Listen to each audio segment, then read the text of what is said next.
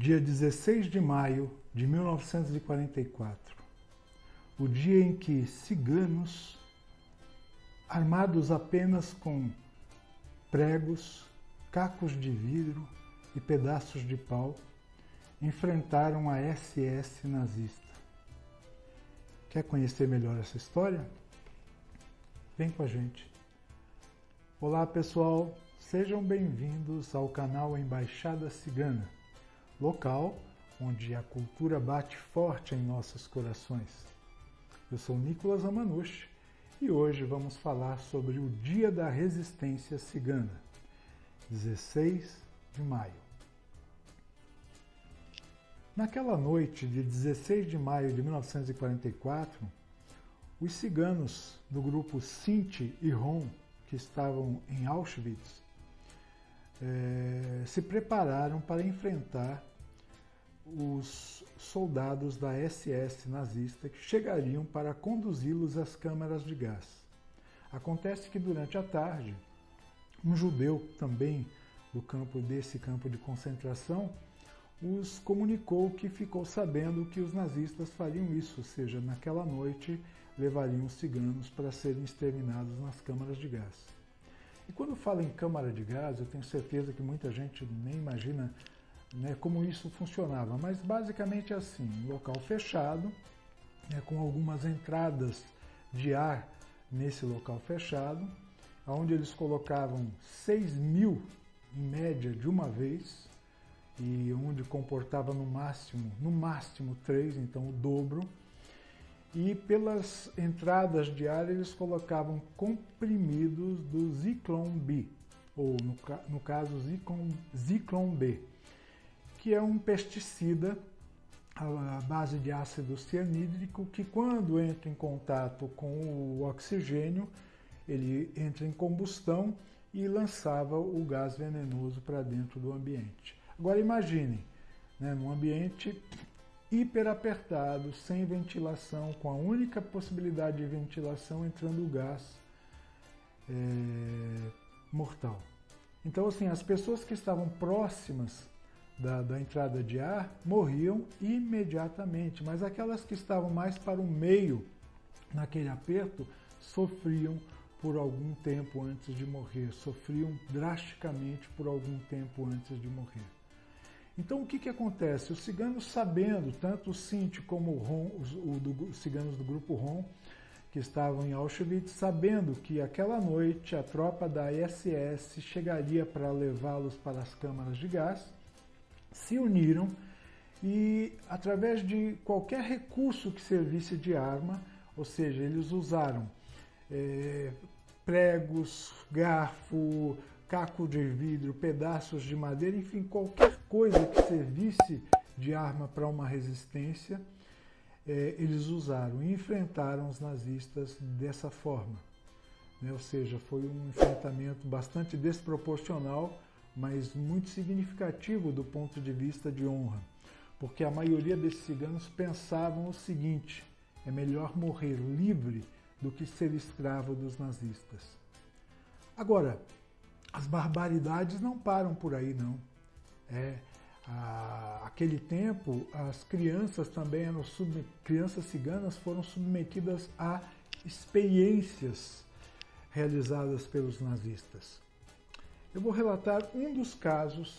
As crianças eram deixadas em um convento católico chamado Josef Fliga, na Alemanha, e lá elas ficavam sendo submetidas a experiências realizadas por um nazista chamado Robert Ritter.